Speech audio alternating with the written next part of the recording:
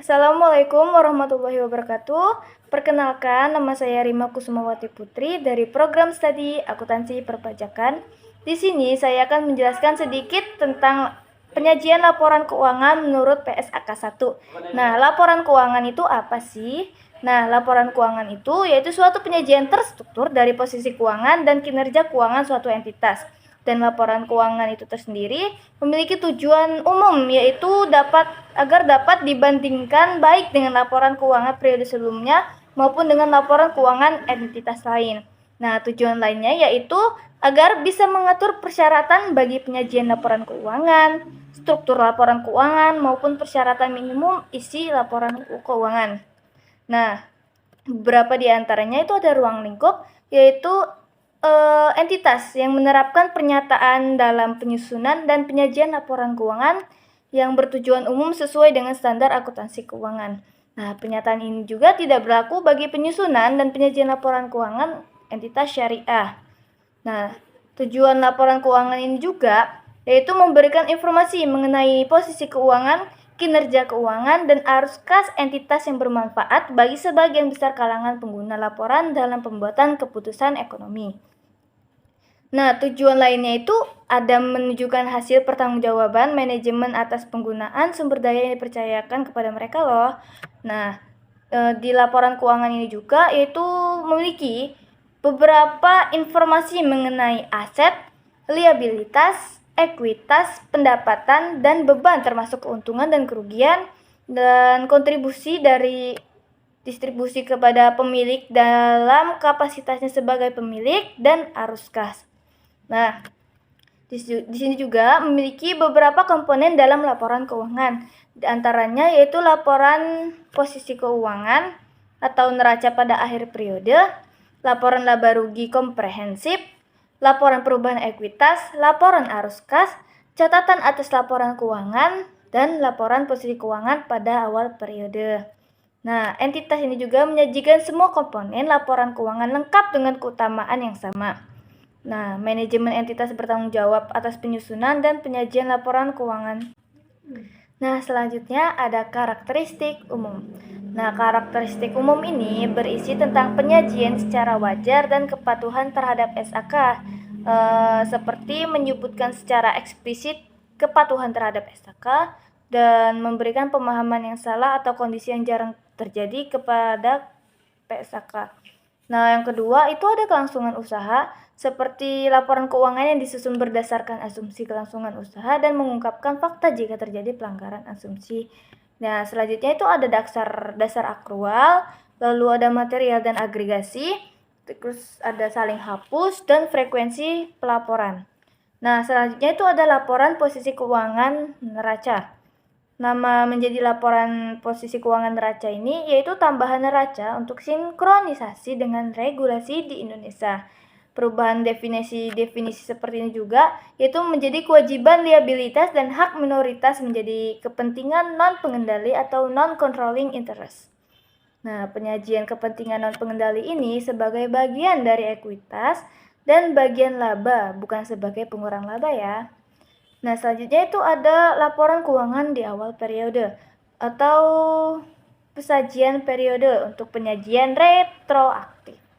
Nah, di sini ada minimum line item penyajian neraca seperti properti investasi, provisi, investasi dengan menggunakan metode ekuitas, aset yang dimiliki untuk dijual. Lalu selanjutnya ada laporan posisi keuangan, yaitu ada aset yang memiliki aset lancar dan aset tidak lancar. Lalu ada liabilitas, yaitu liabilitas jangka pendek dan liabilitas jangka panjang. Lalu selanjutnya ada ekuitas, yaitu hak non-pengendali. Lalu ada ekuitas yang dapat didistribusikan ke pemilik entitas induk. Lalu di sini kita selanjutnya memiliki informasi minimum yang disajikan dalam laporan keuangan. Itu dapat ditambahkan jika penambahan tersebut sangat relevan. Nah, kita lanjut aja ya, yaitu ke pos dalam laporan.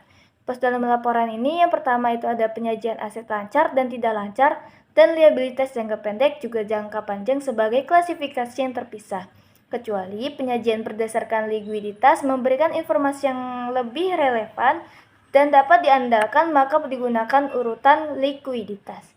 Nah, perusahaan keuangan juga itu disusun berdasarkan likuiditas. Pemisahan jumlah yang diharapkan dapat dipulihkan atau diselesaikan setelah lebih dari 12 bulan untuk setiap pos aset dan liabilitas jika nilainya digabung. Lalu yang pertama dari laporan keuangan itu ada aset lancar. Nah, klasifikasi aset lancar ini jika mengharapkan akan merealisasikan aset atau bermaksud untuk menjual atau menggunakannya dalam siklus operasi normal.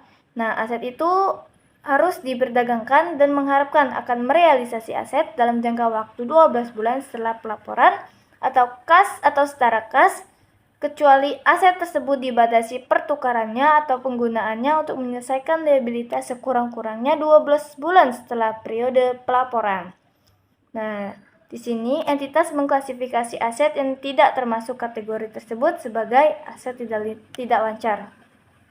Lalu selanjutnya itu ada liabilitas lancar, yaitu klasifikasi liabilitas lancar jika mengharapkan akan menyelesaikan liabilitas tersebut dalam siklus operasi normalnya dan memiliki liabilitas tersebut untuk tujuan diperdagangkan.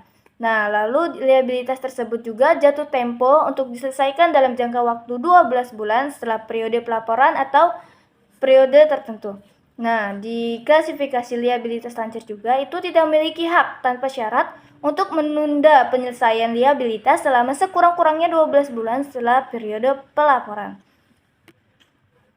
Lalu ada liabilitas, yaitu liabilitas keuangan yang dibiayai kembali yang akan jatuh tempo dalam 12 bulan setelah periode pelaporan diklasifikasikan tersebut sebagai liabilitas jangka pendek jika entitas tidak memiliki hak tanpa syarat untuk membiayai kembali. Nah, pelanggaran penyajian utang yang mengakibatkan kreditur meminta percepatan pembayaran, maka liabilitas tersebut disajikan sebagai liabilitas jangka pendek meskipun kreditur mengizinkan penundaan pembayaran selama 12 bulan setelah tanggal pelaporan, tetapi persetujuan tersebut diperoleh setelah tanggal pelaporan. Nah, di sini saya akan menjelaskan yaitu tentang laporan laba rugi komprehensif. Nah, laporan laba rugi komprehensif ini yaitu penyajian laporan laba rugi yang memasukkan unsur laba komprehensifnya, yaitu laba yang dialokasikan untuk pemegang saham minoritas dan mayoritas. Di sini juga ada ketentuan umum, yaitu ketentuan minimum item dalam laporan laba rugi dan klasifikasi beban berdasarkan fungsi dan sifat. Jika disajikan berdasarkan fungsi, ada pengungkapkan berdasarkan sifat juga yang memiliki penyajian pos luar biasa atau extraordinary item yang tidak diperkenankan lagi. Nah, di sini ada minimum line item sebagai laporan laba rugi komprehensif, yaitu ada pendapatan, biaya keuangan, beban pajak, dan pendapatan komprehensif.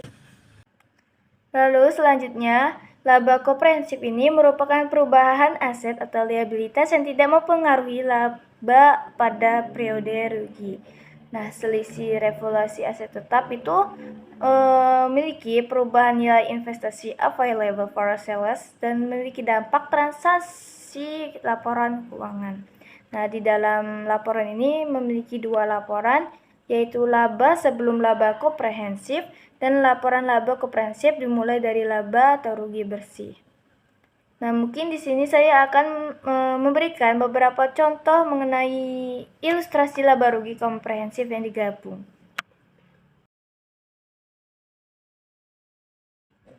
Nah, seperti itu beberapa contoh dari laporan laba rugi komprehensif.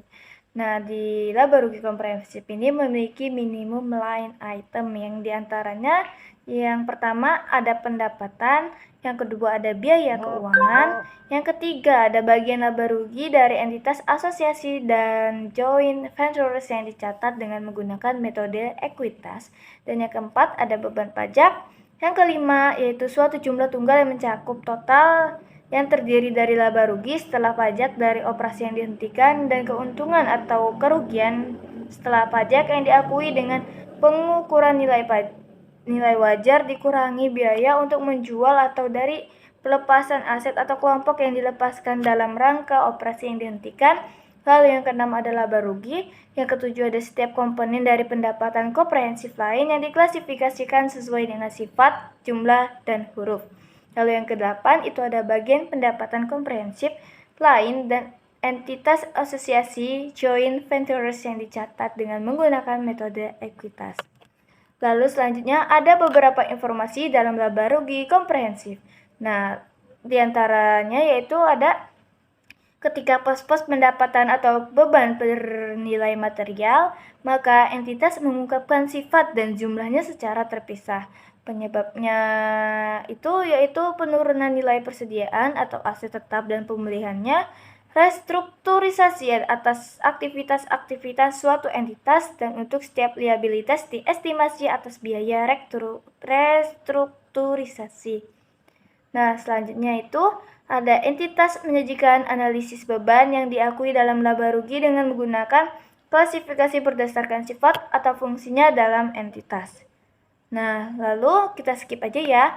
Kita langsung ke klasifikasi beban sifat. Nah, klasifikasi beban sifat ini yaitu pemilihan klasifikasi berdasarkan faktor historis dan industri. Nah, klasifikasi ini berdasarkan sifat lebih mudah karena tidak perlu alokasi beban menurut fungsi. Nah, di sini saya akan memberikan contohnya. Oke, mungkin itu saja contoh dari klasifikasi beban fungsi. Kita akan lanjut ke laporan perubahan ekuitas. Nah, laporan perubahan ekuitas itu menunjukkan total laba rugi komprehensif selama satu periode yang didistribusikan kepada pemilik entitas induk dan pihak non-pengendali. Untuk tiap komponen ekuitas, pengaruh penerapan retrospektif, yaitu rekonsiliasi antara saldo awal dan akhir periode yang timbul dari laba, pos pendapatan, komprehensif, dan transaksi dengan pemilik. Lalu selanjutnya ada catatan atas laporan keuangan. Catatan atas laporan keuangan itu menyajikan informasi dasar penyusunan laporan keuangan dan kebijakan akuntansi, yaitu dasar pengukuran, kebijakan yang relevan, asumsi dalam estimasi. Dan catatan atas laporan keuangan juga yaitu mengungkapkan informasi yang disyaratkan SAL yang tidak disajikan di bagian manapun dalam laporan keuangan.